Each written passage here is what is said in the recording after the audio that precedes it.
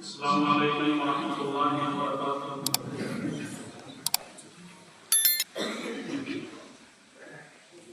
بسم اللہ الرحمن الرحیم۔ الحمد للہ رب العالمین والعاقبۃ للمتقین والصلاة والسلام علی سید المرسلین محمد بن عبد اللہ الامین ومن دعا بدعوته ومن تبعهم بإحسان إلى يوم الدين، أما بعد، قال الله تبارك وتعالى في كتابه المجيد: أعوذ بالله من الشيطان الرجيم، بسم الله الرحمن الرحيم. أم كنتم شهداء إذ حضر يعقوب الموت إذ قال لبنيه ما تعبدون من بعدي قالوا نعبد إلهك وإله آبائك إبراهيم وإسماعيل وإسحاق إلها واحدا ونحن له مسلمون. صدق اللہ مولانا العظیم. محترم صدر جلسہ، استاد محترم، علاقے کے معزز ائمہ کرام اور ہمارے بچوں کے والدین، والد اور والدہ، السلام علیکم ورحمۃ اللہ وبرکاتہ. حضرات، ہم بے انتہا خوشی محسوس کر رہے ہیں کہ ہماری اپنی اس حسین دعوت پر ہمارے اپنے استاد اساتذہ حضرت مولانا سید شرافت علی صاحب ندوی مدد اللہ العالی، جو تقریباً 53 سال سے دارالعلوم تاج مساجد کے اندر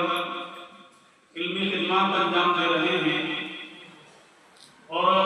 میں سمجھتا ہوں کہ شاید ہی ہندی کا کوئی پڑھا لکھا عالم یا حافظ مولوی ایسا ہو جس نے استاد محترم سے براہ راست نہ صحیح لیکن آپ کے شاگردوں اور اسی طریقے سے آپ کے متوسلین سے فیض نہ حاصل کیا. یہ ہماری اپنی خوش نصیبی ہے کہ ہماری اپنی حکیم دعوت پر اپنی کمزوری اور مصروفیات کے باوجود حضرت ہمارے بیچ تشریف فرما ہے. یہ زمانہ اور یہ دور جو چل رہا ہے، یہ باہر سے علماء کو بلانا اور پھر لمبے ان کے استقبال کرنا، 2-4 کلومیٹر دور سے پھول مالا، جس کا شریعت سے کوئی تعلق نہیں ہے، وہ سب کچھ ہو رہا ہے. لیکن ہم اپنے علاقے کے بزرگوں کو اور ہمارے اپنے مربی جو ہیں، جنہوں نے ہمیں سب کچھ دیا ہے، ان کو ہم فراموش کرتے ہیں. لیکن الحمدللہ یہ اللہ تعالیٰ کا احسان ہے کہ آج ہمارے بیچ ہمارے اپنے بزرگ اور ہمارے اپنے مربی جو ہیں وہ تشریف فرما ہیں. ہم اللہ تعالیٰ کا اس پر لاکھ لاکھ شکر ادا کرتے ہیں. دوسرا شکریہ ان والدین کا ہے جنہوں نے اپنے نونہاروں کو اس ادارے کے اندر ہمارے اپنے حوالے کیا اور ہماری اپنی محنت اور ہماری اپنی کوشش کے اوپر انہوں نے اعتماد کیا. ہم بچوں کے والد اور ان کی خاص طور سے والدہ آئی ہیں جو میری بات سن رہی ہیں، ان کا بے انتہا شکر ادا کرتے ہیں کہ الحمدللہ انہوں نے اپنے بچوں کو ہمارے اپنے حوالے کیا اور ہم نے ان کے اوپر اور ہمارے اساتذہ نے جو سال بھر محنت کی ہے اس کا ایک مختصر سا خاکہ ہمارے اپنے بچوں نے آپ حضرات کے سامنے پیش کی. اور آج کوئی جلسہ مقصد نہیں ہے، آپ حضرات کو آپ نے جو اعتماد کیا ہے اور ہمارے اساتذہ نے جو کچھ محنت کی ہے، آپ حضرات کے سامنے اس کا ایک مختصر سا خاکہ پیش کرنا اور آپ کو بتلانا ہے. ورنہ جلسے تو الحمدللہ آپ جانتے ہیں کہ اسی ادارے کے اندر 5-6 ہزار لوگوں کے جلسے بھی ہوئے ہیں، اور ایک جلسہ الحمدللہ سیرت النبی کا تقریباً 26 اکتوبر کے اندر بھی ہو چکا ہے. جس کے اندر بھی ہم نے ہمارے اپنے دوستوں اور ہمارے اپنے بزرگوں کو بھوپال سے بلایا تھا. دوست اس لیے کہہ رہا ہوں کہ اس میں کچھ وہ تھے جو تعلیمی اعتبار سے مجھ سے پیچھے تھے اور کچھ وہ تھے جو میرے استاد تو نہیں ہیں لیکن بہرحال پھر بھی اس سے آگے تعلیم کے اندر تھے, اس لیے میں اپنا دوست کا لفظ ان کے لیے استعمال کر رہا ہوں. تو دوسرے نمبر کا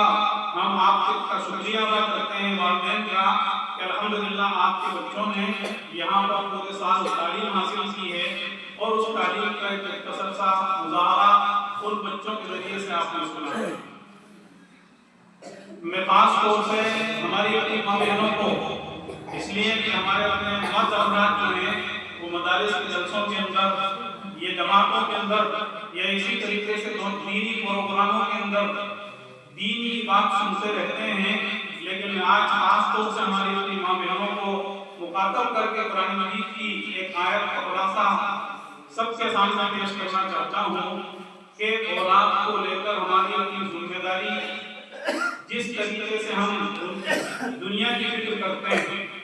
ان کے لیے اچھا مکان بناتے ہیں اور اسی طریقے سے اپنی محنت اور کوشش کو اسی طریقے سے بھی ان کی دنیا اچھی بنانے کے اندر کمی نہیں ہے, اسی طریقے سے اس سے کہیں زیادہ بڑھ کر ہماری اپنی ذمہ داری بنتی ہے کہ ہم آج بے دینی کے اس ماحول کے اندر جہاں ہمارے اپنے نونہالوں کو دین سے بہت دور کرنے کی بہت پلاننگ کی جا رہی ہے, منظم پلاننگ کی جا رہی ہے, ہمارے اپنے بچوں کو کس طریقے سے, ہمارے اپنے نوجوانوں کو کس طریقے سے دین سے دور کیا جائے, یہاں تک کہ ہماری اپنی بچیوں تک کی وہ بیماری پہنچ رہی ہے کہ موبائل کا ہاتھ کی وجہ سے بچہ کی تکلیف کر رہا تھا ٹی وی کو لے کر. بہرحال ٹی وی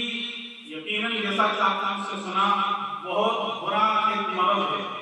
لیکن میں سمجھتا ہوں کہ ٹی وی سے کئی گنا زیادہ بڑا مرض اس وقت موبائل ہے, جو ہم میں سے ہر ایک کے گھر کے اندر, ہر ایک کے ہاتھ کے اندر, ہر ایک کی جیب کے اندر ہوتا ہے. اور بسا اوقات ایسا ہوتا ہے کہ سب طرح کے لوگ ہوتے ہیں, چھوٹے بڑے طبقے کے, بسا اوقات ایسا ہوتا ہے کہ چاہے ہم اپنی دوسری ضرورتوں کو دبا لیں لیکن موبائل کا چارج جو ہے وہ بالکل ٹائم ٹو ٹائم ہونا ضروری ہے, اور ہم اس کا احساس ہی نہیں کر پاتے ہیں کہ اس موبائل کے مقاصد اور اس کی برائیاں ہمارے اپنے معاشرے کو, ہمارے اپنے نوجوانوں کو, ہماری اپنی بچیوں کو کس طریقے سے دین سے دور کر رہا ہے اور اس کے کیا کیا برائیاں ہمارے اپنے معاشرے کے اندر آ رہی ہیں. تو اس طریقے سے ہمیں دینی اعتبار سے ہمارے بچوں کی بے انتہا فکر کرنے کی ضرورت ہے. اور قرآن مجید جو اللہ تعالیٰ کی آخری کتاب ہے, اس کتاب کے اندر اللہ تعالیٰ نے قیامت تک کے حالات بھی پیش کیے ہیں, ہماری اپنی ضرورت کی کیا کیا چیزیں ہیں وہ بھی اللہ تعالیٰ نے ہمیں بتائی ہیں. اور پچھلے اکرام علیہ السلام کے ذریعے سے اللہ تعالیٰ نے پچھلی قوموں کو کس طریقے سے رہبری کی, کن برائیوں سے اس کو بچایا تھا, اور بچوں کو کس طریقے سے نبی اکرم علیہ السلام نے تربیت کر کے ہمیں بہترین نمونہ دیا تھا. قرآن مجید کی انہی پیغامات کے اندر سے میں نے آپ کے سامنے پہلے پاری کی ایک آیت پڑھی ہے جس کے اندر اللہ تعالیٰ نے حضرت ابراہیم اور حضرت یعقوب علیہ السلام کا واقعہ ذکر کیا ہے. موت کا وقت ہر ایک کو آنا ہے اور آتا ہے. ہم اپنے سامنے دیکھتے ہیں کہ ہمارے اپنے پریوار کے, ہمارے اپنے خاندان کے بزرگ چلے جاتے ہیں, کبھی ایسا ہوتا ہے کہ نوجوان چلے جاتے ہیں, کبھی بچپن میں ہی ہماری اپنی اولاد چلی جاتی ہے. موت ہر ایک کے لیے اللہ تعالیٰ کا اٹل فیصلہ. قرآن مجید کے اندر اللہ تعالیٰ نے ارشاد فرمایا کل نفس ذائقۃ الموت, ہر ایک کو موت کا مزہ چکھنا ہے. اسی طریقے سے اللہ تعالیٰ نے جتنے بھی اکرام علیہ السلام بھیجے ان کو بھی موت آئی, یہاں تک کہ آخری نبی ہم سب سے سردار نبی اکرم علیہ السلام کے سردار آخری نبی حضرت محمد مصطفیٰ صلی اللہ علیہ وسلم کو بھی موت آئی. انہی نبی اکرم علیہ السلام کے اندر سے ایک نبی حضرت یعقوب علیہ السلام, یعقوب علیہ السلام کو اللہ تعالیٰ نے لمبی عمر دی تھی اور ان کے سامنے 12 بیٹے تھے ان کے، پھر اس کے بعد ہوتے تھے، پھر پڑھ ہوتے تھے، اور اسی طریقے سے نواسے اور دوسرے خاندان کے افراد موجود تھے۔ جب موت کا وقت ان کا قریب آیا اور حالات ایسے لگے کہ اب میرا انتقال ہو جائے گا، تو اللہ تعالیٰ نے ان کا ایک واقعہ قرآن مجید کے اندر ذکر کیا ہے، ام کنتم شہداء اذ حضر یعقوب الموت، کیا تم اس وقت موجود تھے جب حضرت یعقوب علیہ السلام کی موت کا وقت قریب آیا؟ اذ حضر یعقوب الموت اذ قال لبنیہ ما تعبدون من بعدی، انہوں نے اپنے بیٹوں کو بلایا، پوتوں کو بلایا، نواسوں کو بلایا، اور اسی طریقے سے جو ان کے تربیت یافتہ تھے ان سب کو اکٹھا کیا اور ان سے ایک سوال کیا۔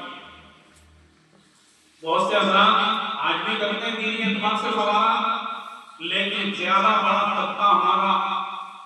دنیاوی سوالات کرتا، بیٹا لڑنا مت، نا اتفاقی مت کرنا، اتفاق کے ساتھ رہنا، اس کے فوائد گنائے جاتے ہیں، اس کا یہ فائدہ ہے، یہ فائدہ ہے، یہ فائدہ ہے، اور نا اتفاقی کی برائیاں گنائی جاتی ہیں۔ اچھی بات ہے، اس سے انصاف نہیں ہے،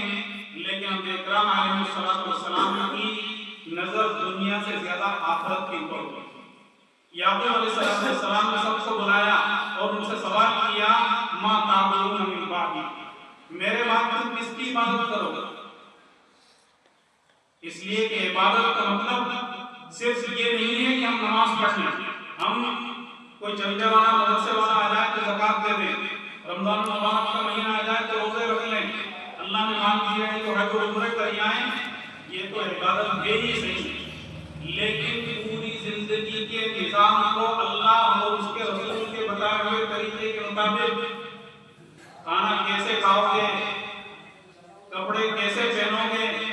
رشتہ داروں کے اندر جو تعلقات ہوں گے ان کو ایک دوسرے سے کیسے نبھایا جائے گا، پڑوس کے ساتھ میں کس طریقے سے رویہ اختیار کیا جائے گا، یہ ساری چیزیں بھی انبیاء کرام علیہ السلام کی تعلیمات کی مین کہتی ہوگی۔ یعقوب علیہ السلام نے یہی سوال کیا، ما تعبدون من بعدی، کہ میرے بعد تمہارا اللہ اور اس کے بندوں سے تعلق کیسا ہوگا؟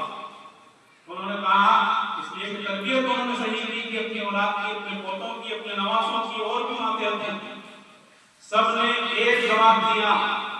نعبد الہک و الہ آبائک ابراہیم و اسماعیل و اسحاق الہا واحدا ونحن لہ مسلمون۔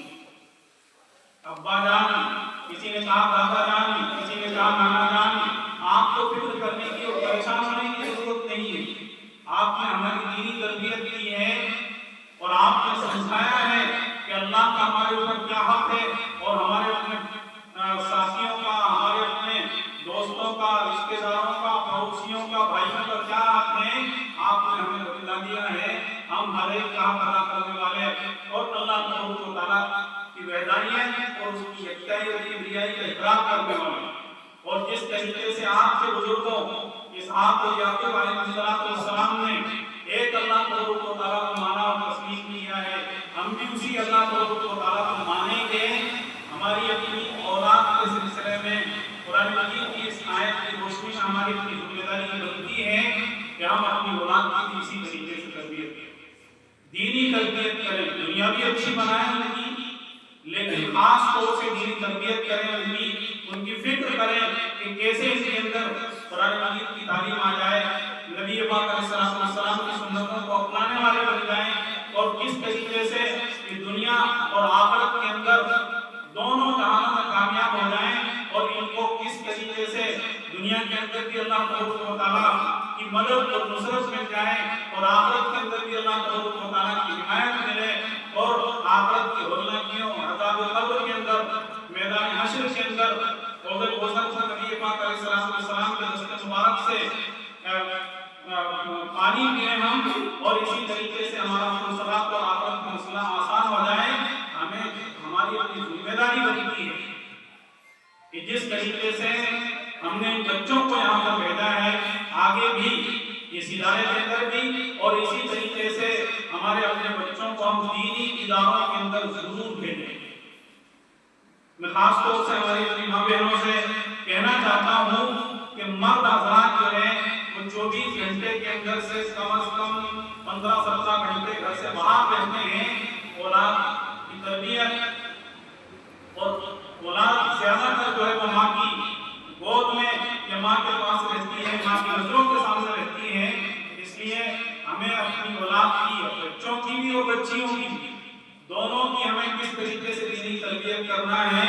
انشاءاللہ ہم استاد محترم اور آج کے صدر جلسہ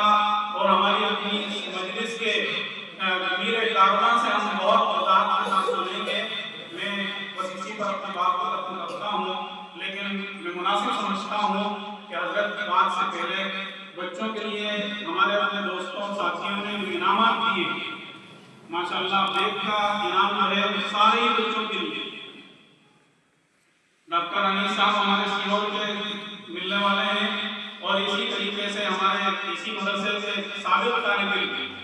محمد اکبر کاچی گڑھی کے رہنے والے ہیں، جو سہارنپور کے پاس میں ہیں، اور ہمارے محمد صاحب عابد عبدالقیوم صاحب سے بانجے ہیں، ان کی طرف سے بیگوں کا انعام دیا گیا ہے۔ اسی طریقے سے کپڑوں کا انعام ایک دوسرے ساتھی کی طرف سے دیا گیا ہے، اور انعامات جو ہیں ہمارے مختلف دوستوں کی طرف سے دیے گئے ہیں۔ کھانے کا انتظام جو کیا گیا ہے وہ بھی ہمارے اپنے دوستوں کی اور ساتھیوں کی طرف سے کیا گیا ہے، مدرسے کا کچھ نہیں۔ اس لیے میں سمجھتا ہوں کہ پہلے ہم بچوں کو انعام دے دیں، اور اس کے بعد یکسوئی کے ساتھ سکون اور اطمینان کے ساتھ میں حضرت کی بات کو بہت سنیں گے، اور اس نیت سے سنیں گے کہ انشاءاللہ ہمیں جو بھی سبق ملے، جو رہنمائی ملے گی، ہم پورے طور سے اس کو جو ہے پلوں میں گٹھان باندھ کر جائیں گے، اور اپنی زندگی کے اندر انشاءاللہ اس پر عمل کر کے ہماری اپنی اولاد کی بھی تربیت کریں گے، ہماری اپنی زندگی کا بھی ہم صحیح جو ہے راستہ طے کریں گے، اور انشاءاللہ اسی کے اوپر پھر حضرت کی دعا ہو جائے گی۔ اللہ تعالیٰ میں نے جو کچھ آپ حضرات کی بیچ میں آئے ہو کر باتیں نہیں ہے